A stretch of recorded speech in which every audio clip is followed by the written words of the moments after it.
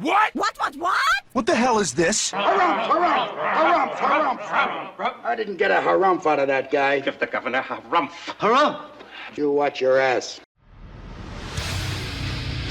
I see you shiver with anticipation. Let the show begin.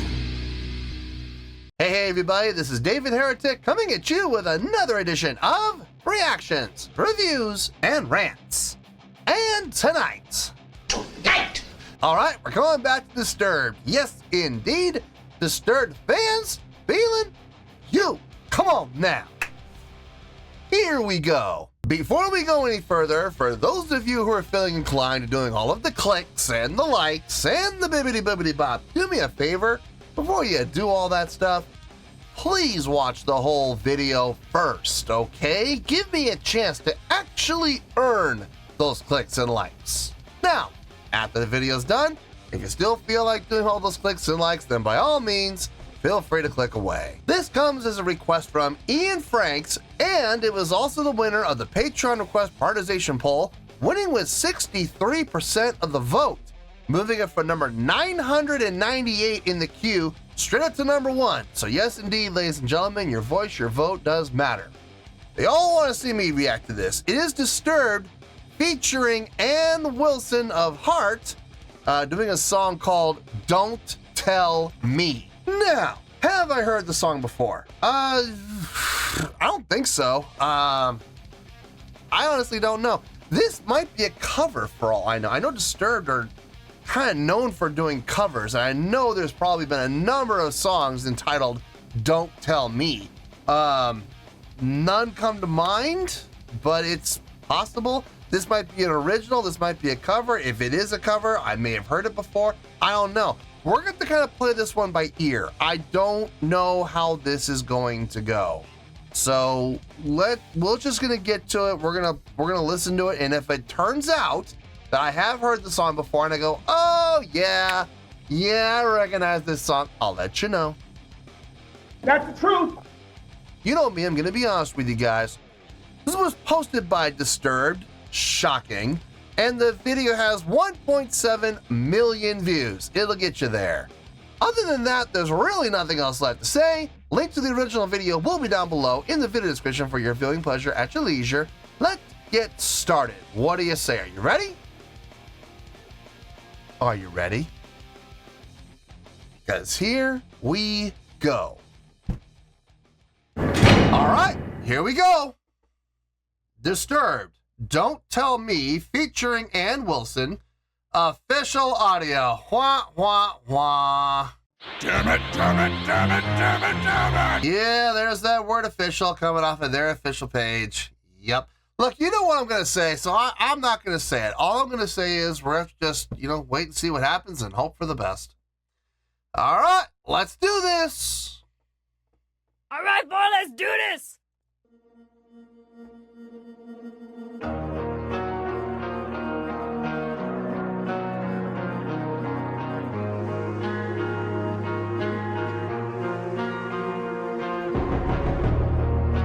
We know we should turn and just walk away. We can't help but cause more pain, wounded more with every word that we say. The memories remain. Here we are once again, questioning the end. I like the Am I supposed to let you go? Don't tell me now that you hate me for never letting go. Let there be no doubt I can't live my life without you. I close my eyes and still hear the screams that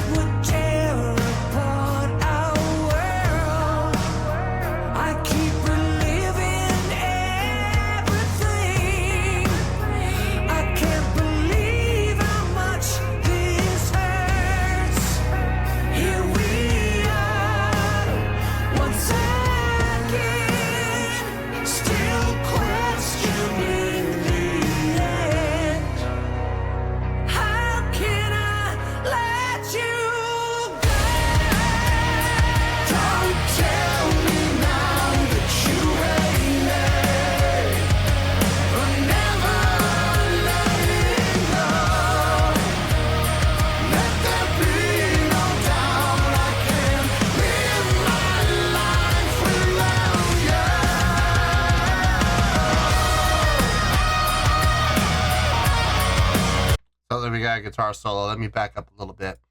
Hard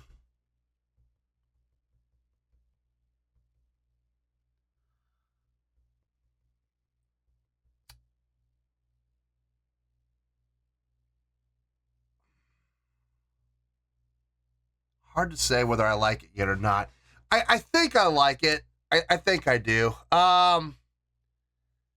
It's in that middle zone between a ballad style versus a rocker style. It's in that middle zone. It's a little slower than your typical hard rock / metal song, but at the same time, it's faster than your typical ballad. It's got more energy and drive than your typical ballad. It's in those doldrums, and it's always rough. I've always had kind of a rough time with these songs as far as whether I like them or not, because it's a bit of a gray area for me. This is just me personally. This is just how I personally feel. It's not bad. I'll tell you this right now, from a songwriting standpoint, it's not bad at all. It makes sense. Everything they've played, every note that they've played has made perfect sense. The chordal progression is smooth. It flows really well. The tempo for this style of song, it does fit like a glove. The drumming, I like the drum pattern that he's come up with. It sounds nice. Is appropriate, accenting on the 2 and the 4 with the snare, give it that straight time feel. It makes perfect sense. I was wondering if they were going to go with a halftime feel. I'm glad to see they didn't. Here's the thing. When you have a song like this in a slower tempo, it's very easy for drummers to fall into the trap of, well, since we're going at a slower tempo, let's go with a halftime feel. Let's just put the snare on 3. Snare on 3 alone. It works 90% of the time. It'll work, but that doesn't necessarily mean that it's the best choice. I think what the drummer did here, playing a straight time feel at the slower tempo, I think that makes perfect sense. I think it... Hi. Hello. Someone wants attention? I think it makes perfect sense, having that straight time feel. It definitely, if nothing else, it definitely adds some drive and energy to the song that if we were to play in a halftime feel, the song would be seriously lacking. So I got no issue with that whatsoever. The instrumentation sounds really nice. It sounds full. I love the timpani usage in the beginning. I know that sounds like a really insignificant thing, but that timpani work, it really added a sense of grandness to it. It gave it that grandioso feel for sure. Kind of like they had with The Sound of Silence when they did that cover. The timpani made a big difference in giving it that type of feel. So I got no issue with it. I'm glad they put it in there. Oh, no, not what? What do you want? You want to lay there? Okay, fine. There's more I want to say, but let's get back into the, oh my goodness, wiggle, wiggle, wiggle. Fine. Get down. Go. Manda, everybody. Anyway, let's get back into this, and we'll go from here.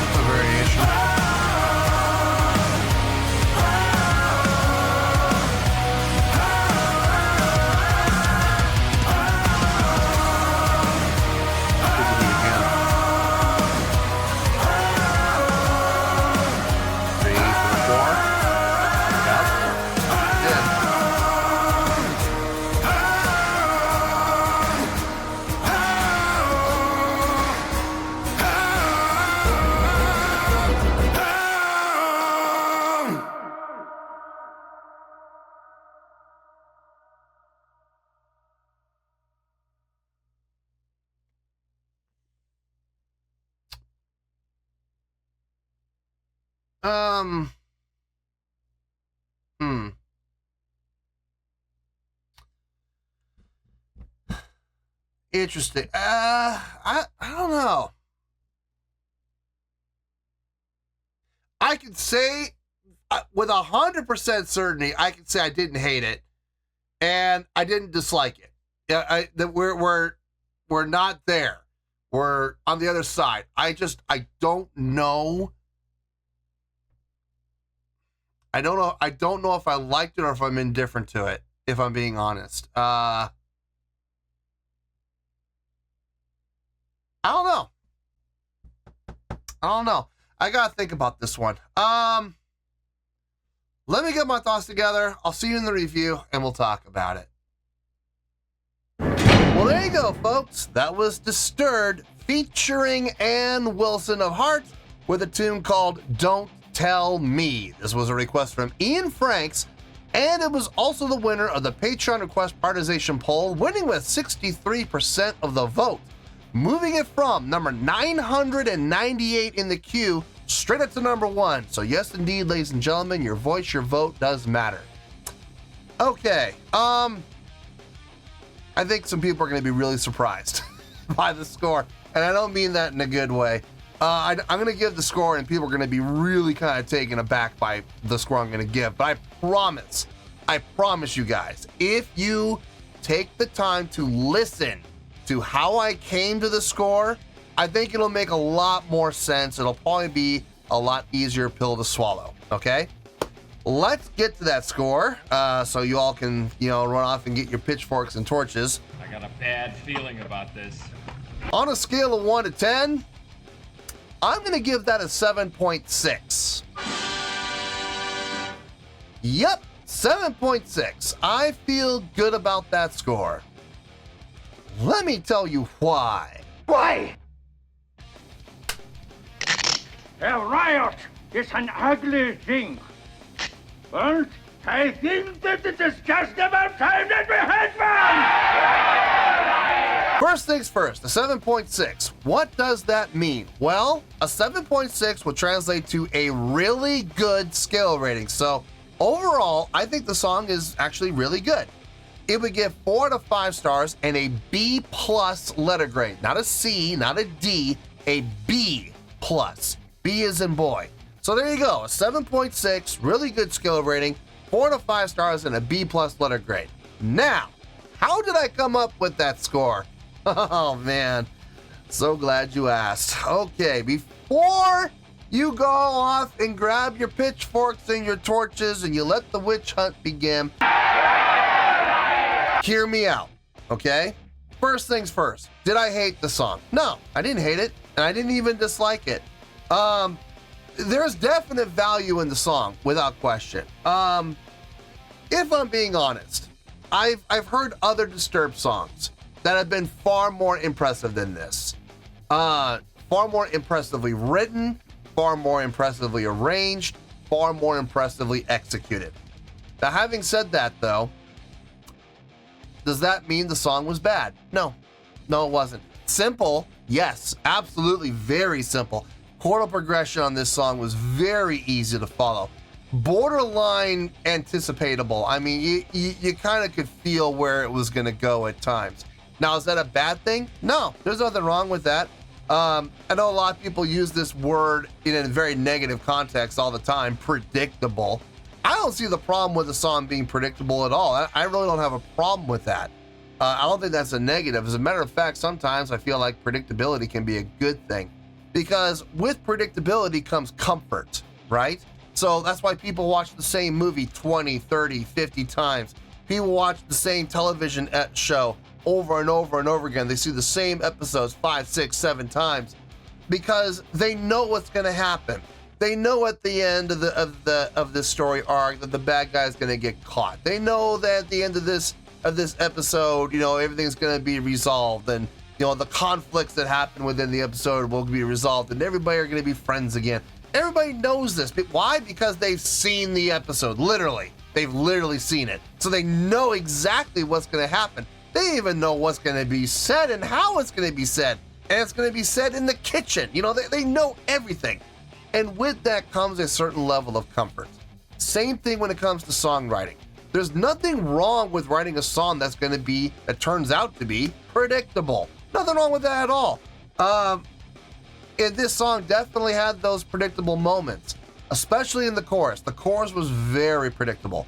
But at the same time, here's where the predictability comes into play. Yes, the chorus was the most predictable part of the song. It was also the hookiest part of the song, without question. That's the hook.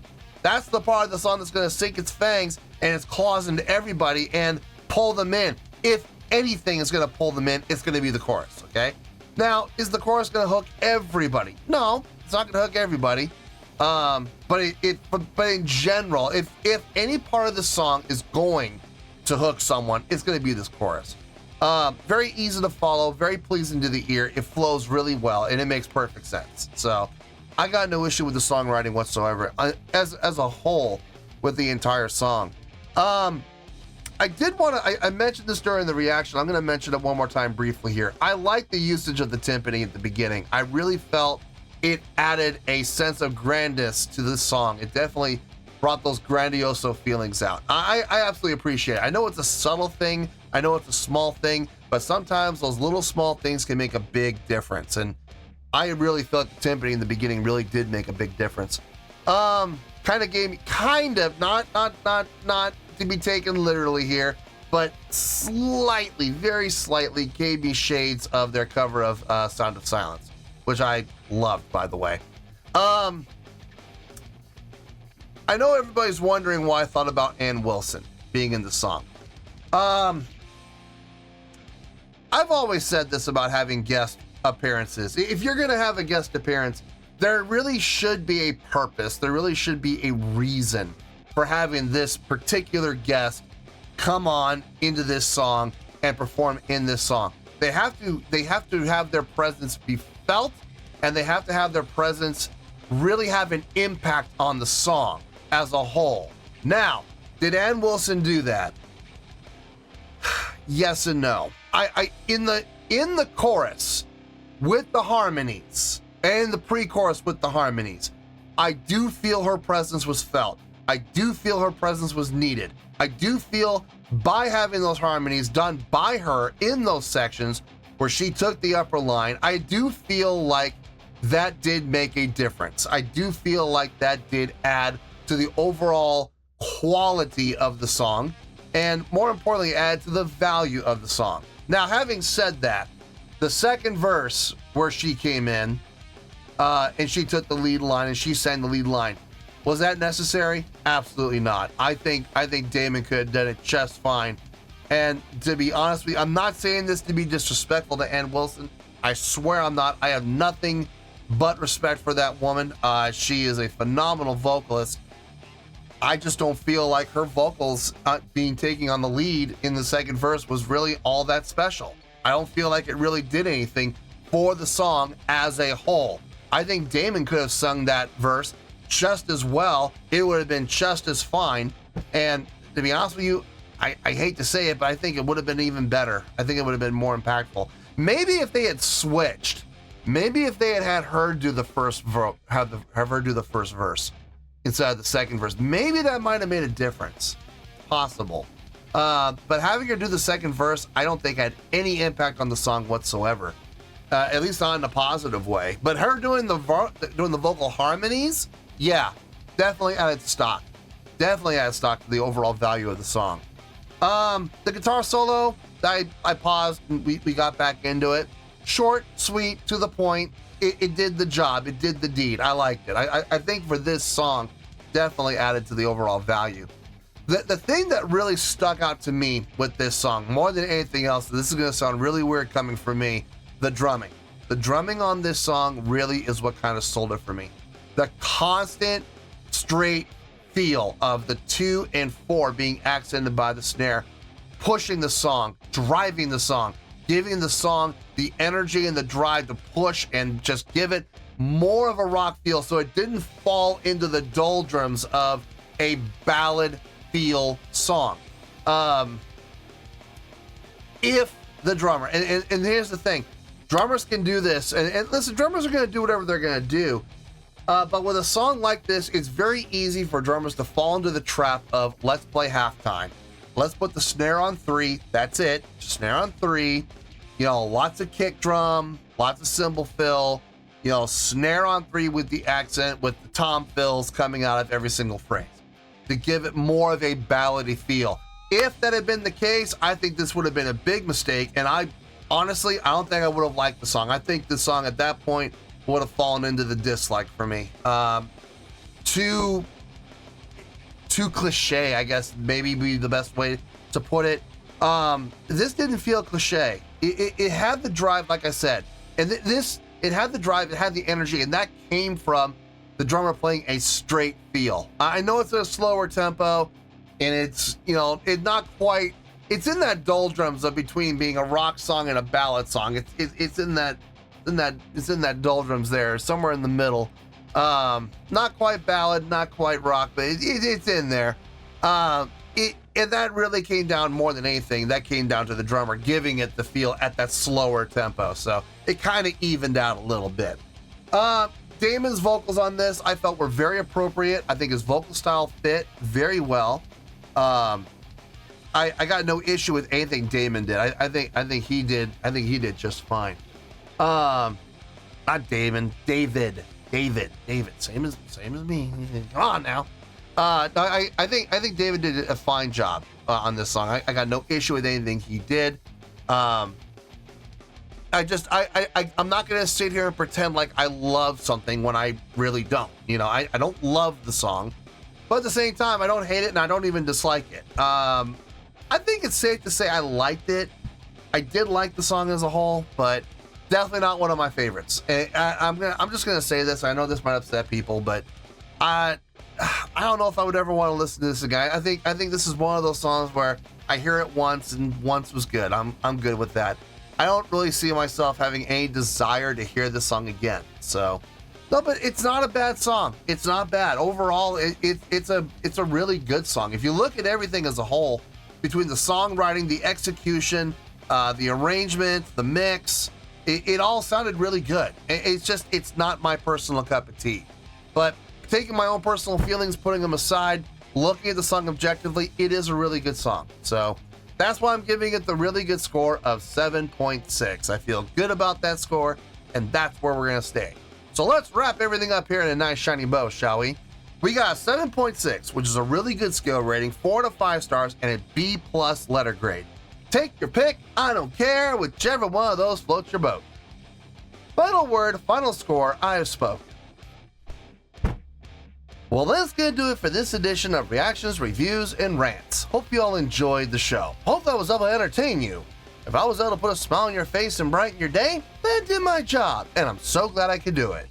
If you guys feel like joining the fan base, go ahead and click on that button down there. If you guys want to like the video, go ahead and like the video. If you guys want to ring the bell, go ahead and ring the bell. It honestly doesn't make any difference at all to me, but if you guys feel like doing these things, well then by all means, feel free to do so. Well, that's going to do it for tonight, folks. Thank you very much for watching, and as always, this is David Heretic signing off, reminding you to stay fabulous and support each other. Later. Peace.